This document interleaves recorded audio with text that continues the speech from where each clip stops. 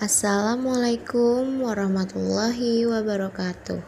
Perkenalkan, kami dari kelompok 2 ingin mempresentasikan materi menganalisa dan mengkaji cara melakukan perdagangan luar negeri. Sebelum masuk ke materi, izinkan saya memperkenalkan anggota kelompok saya.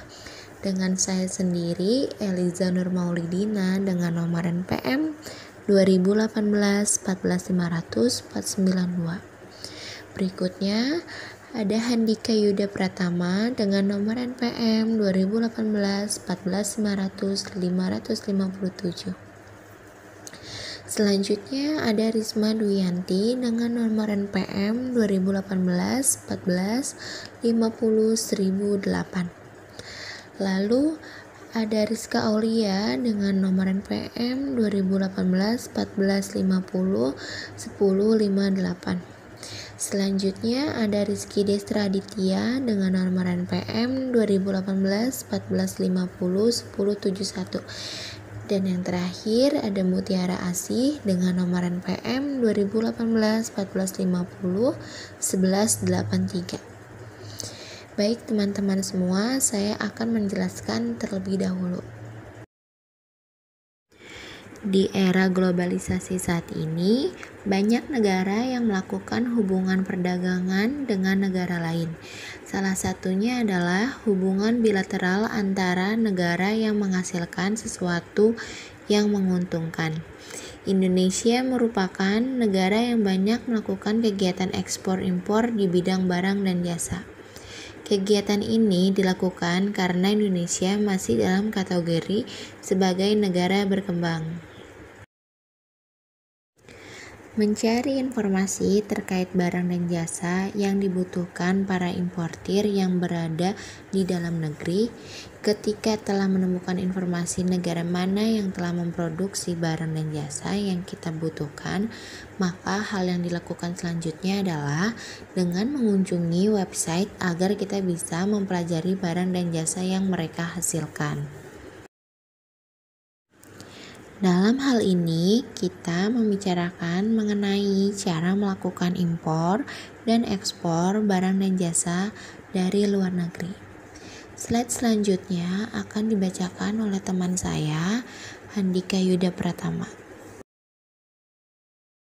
Menentukan harga dan sistem perdagangan. Hal terpenting dan yang paling utama yang harus Anda tentukan kepada supplier atau pemasok di luar negeri adalah atas dasar apa Anda membayar barang dengan harga sejumlah tersebut. Sebab dalam kegiatan impor, Anda sering menjumpai istilah FOB, CFR, CIV, DDP, VAS, dan sebagainya yang menunjukkan kapan tanggung jawab dan kewajiban biaya oleh supplier atau pemasok berakhir. Menentukan cara dan biaya pengiriman. Untuk mendapatkan biaya pengiriman yang tepat, setiap perusahaan pengangkutan atau forwarder membutuhkan data yang akurat tentang ketentuan perdagangan, bobot dan dimensi barang yang akan dikirim. Dalam hal ini, pihak pemasok harus memberitahu hal ini kepada mereka. Selanjutnya, bahkan jika Anda membeli barang atas dasar ekspor, yaitu penyerahan barang yang dilaksanakan di suatu tempat milik pemasok, baik di pabrik, gudang, atau tempat lainnya, maka Anda harus memberitahu kepada forwarder alamat barang secara jelas dan bahkan harus diinformasikan juga mudah atau sulitnya penjemputan atau pengambilan barang tersebut di lokasi. Memilih freight forwarder. Freight forwarder menangani semua kebutuhan logistik serta menegosiasi tarif angkut, pengurusan bea cukai, asuransi, dan selanjutnya mengirim barang ke alamat Anda. Dan yang paling penting, mereka dapat membawa barang-barang Anda ke tempat tujuan dalam waktu yang efektif dan dengan biaya efisien. Selanjutnya, memilih cara pengiriman yang paling menguntungkan. Agar biaya pengiriman lebih hemat, Anda harus memilih metode pengiriman yang tepat. Hal ini sangat penting untuk mendapatkan barang-barang Anda pada waktu dan tempat yang diinginkan. Berikut ini adalah 3 pilihan pengiriman, yaitu pertama melalui laut, ideal untuk pengiriman barang yang lebih besar atau massal barang yang tidak memerlukan pengiriman cepat. Yang kedua, melalui udara. Ideal untuk pengiriman dalam jumlah yang lebih kecil atau barang yang dibutuhkan mendesak. Lalu melalui darat, karena Indonesia negara kepulauan yang terpisah dengan lautan dengan negara lain, maka kedua layanan ini merupakan cara pengiriman yang dikombinasi dengan pengiriman laut dan udara. Selanjutnya, yang kelima itu asuransikan barang Anda. Sangat disarankan agar Anda mengasuransikan barang-barang Anda ketika mengimpor dari luar negeri. Kedua pihak yang terlibat dalam transaksi ekspor-impor harus sepenuhnya menyadari tanggung jawab mereka masing-masing. Pemasok atau supplier di luar negeri mungkin sering lepas tangan setelah barang tidak ada lagi pada mereka, sedangkan Anda bisa menjadi resiko sebelum barang tersebut diterima. Selanjutnya, 6. Pahami peraturan kepabeanan. Informasi tentang peraturan kepabeanan dapat Anda ketahui dari pihak bea cukai atau freight forwarder yang Anda kenal. Selanjutnya, 7. Menentukan cara pembayaran. Yang pertama, transfer bank. Transfer bank merupakan sarana untuk mentransfer dana ke luar negeri. Dana ditransfer ke rekening pemasok dan mereka kemudian akan mengirimkan barang kepada Anda. Metode pembayaran ini adalah yang paling digunakan, namun mempunyai resiko seandainya pemasok di luar negeri ingkar janji. Yang kedua, kartu kredit. Pembayaran dengan kartu kredit dapat dilakukan jika pemasok memiliki perjanjian transaksi perdagangan dengan perusahaan kartu kredit internasional. Kelancaran pembelian yang berkaitan dengan belanja online atau bentuk lain dari penjualan jarak jauh sangat tergantung pada pertanyaan apakah para penggunanya memberikan nomor kartu kredit yang valid. Dalam pembelian jarak jauh dengan menggunakan kartu kredit, Anda harus memberikan rincian kartu kredit melalui fax atau email. Hal ini dapat mendatangkan risiko bagi kedua belah pihak, sebab rincian kartu kredit dapat dicegat sehingga berpeluang terjadinya transaksi penipuan yang merugikan pemegang kartu. Cara ini memang baik, namun keamanan kartu kredit online tetap menjadi masalah. Selanjutnya, wesel inkasso. Dalam sistem ini, pemasok memiliki hak pengawasan barang-barang sampai wesel Anda bayar. Pemasok atau penarik wesel mengapalkan barang sementara dokumen pemilikan atas pengiriman barang dikirim secara langsung atau melalui bank importir kepada Anda. Penyerahan dokumen kepada Anda didasarkan kepada dokumen against payment, yaitu penyerahan dokumen kepada Anda apabila Anda telah membayar, dan dokumen against acceptance, yaitu penyerahan dokumen kepada Anda apabila Anda telah mengaksep weselnya. Selanjutnya, letter of credit. Letter of credit adalah metode pembayaran yang sering digunakan dalam perdagangan internasional dan memiliki kelebihan dan kekurangan. Suatu letter of credit pada dasarnya merupakan janji yang Anda buat kepada pemasok yang menyatakan bahwa Anda akan membayar pada waktu tertentu. Janji ini biasanya didukung atau dijamin oleh bank. Pembayaran dengan letter of credit memberikan tingkat keamanan tertinggi, tetapi lebih mahal daripada sistem pembayaran lainnya dan dapat menyebabkan penundaan pengiriman. Selanjutnya, pembayaran kemudian. Sistem pembayaran di mana Anda belum melakukan pembayaran apapun kepada pemasok sebelum barang dikapalkan atau sebelum barang Anda diterima atau sebelum jangka waktu tertentu seperti yang telah disepakati. Dalam pembayaran ini, setelah pemasok melakukan pengapalan barang, mereka akan mengirimkan invoice kepada Anda, di mana dalam invoice tersebut, pemasok akan mencantumkan tanggal dan waktu tertentu kapan Anda harus melakukan pembayaran. Cara pembayaran ini banyak digunakan oleh sebagian besar perusahaan yang melakukan transaksi dengan perusahaan di luar negeri di mana mereka telah lama menjalin hubungan perdagangan sehingga telah saling percaya. Walaupun demikian, beberapa pemasok sering meminta sedikit pembayaran di muka atau DP sebelum mereka akan mengirimkan barang.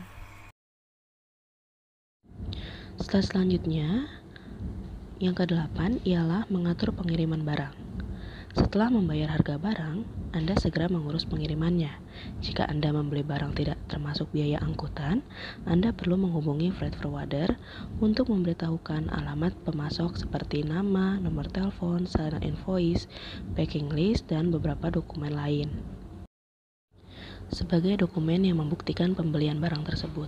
Kemudian, forwarder menginstruksikan perwakilannya di luar negeri untuk mengatur pengiriman barang. Pada saat yang sama, Anda perlu menghubungi pemasok agar menyerahkan barang kepada perwakilan freight forwarder sesuai dengan nama dan alamat yang Anda berikan. Biasanya hal ini sangat diperlukan koordinasi yang tepat antara shipper dan importir agar tidak terjadi adanya kesalahan atau miskomunikasi yang akan memfatalkan semua jalannya proses pengiriman barang. Dalam proses pengiriman barang, melengkapi dokumen ialah hal yang sangat penting. Salah satunya ialah commercial invoice yang diberikan oleh importir kepada freight forwarder untuk diproses. Selanjutnya ialah bill of lading yang diberikan oleh forwarder sebagai tanda bukti surat jalan penyerahan barang yang akan diproses pada shipment laut untuk diberikan kepada importir.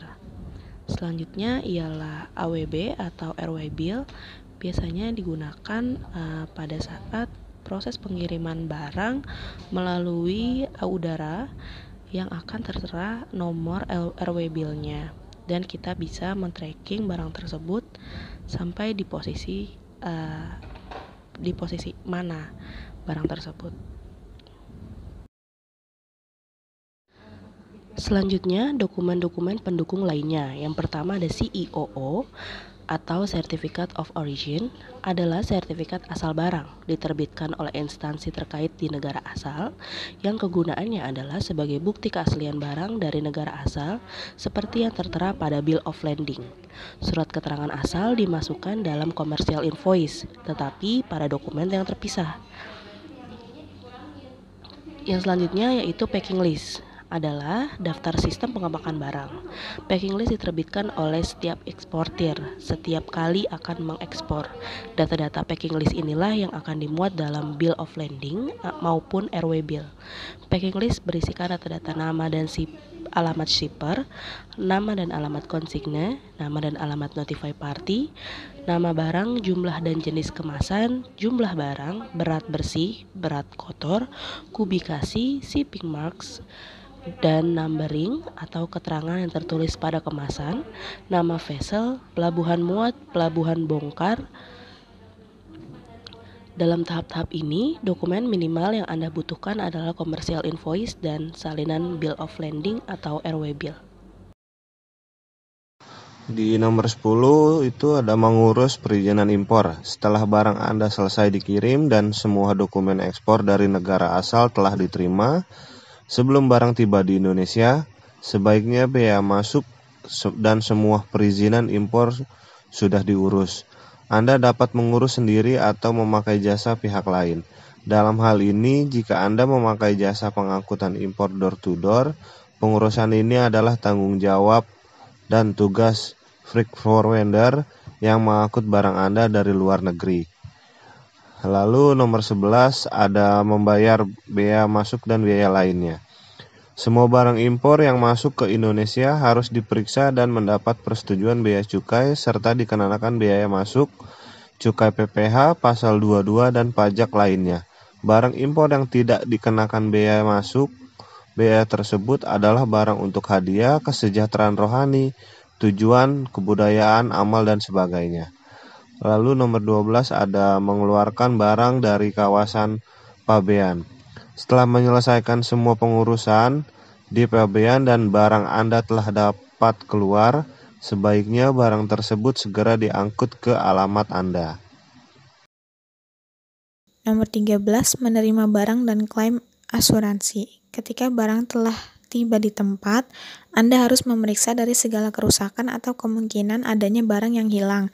Setiap kerusakan harus dicatat secara jelas dan disimpan untuk Untuk catatan Anda, ketika menerima barang, Anda dan staf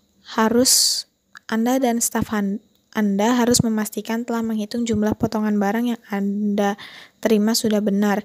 Jadi di sini tuh diperluin juga yang namanya tanda terima yang bertanda tangan, yang ada tanda tangannya dari kedua belah pihak yang telah menerima dan yang telah memberikan gitu.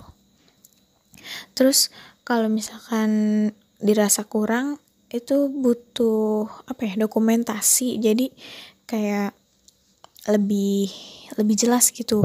Kalau misalkan ada sesuatu kan bisa ditindaklanjutinya, itu ada bukti gitu. Next, jika barang Anda ada yang rusak atau kekurangan, Anda harus langsung memberitahukan kepada freight forwarder dan perusahaan asuransi. Freight forwarder akan mengajukan klaim pada pihak yang tepat serta membantu Anda dalam mendapatkan klaim asuransi. Dianjurkan untuk mengirim foto dan data pendukung lainnya tentang kondisi kerusakan.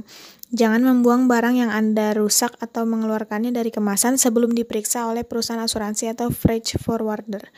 Kayak kita beli sesuatu barang online kan, saat unboxing itu disuruh untuk didokumentasikan kan ya, video unboxing dari pertama buka itu tuh kayak ya benar gitu, barang yang dari dia tuh emang cacat atau kurang sesuai dengan keinginan kita gitu. Jadi ada bukti, sebenarnya sih lebih ke bukti pegangan kita gitu untuk mengajukan penukaran atau pengembalian. Selanjutnya, langkah-langkah yang harus dilakukan untuk melakukan ekspor produk luar negeri. Yang pertama, ekspor barang wajib PEB bahwa setiap barang ekspor menggunakan pemberitahuan ekspor barang yang dapat dibuat dengan mengisi form atau dikirim melalui media elektronik. Yang ketiga, tidak diperlukan PEB atau dikecualikan dari pembuatan PEB.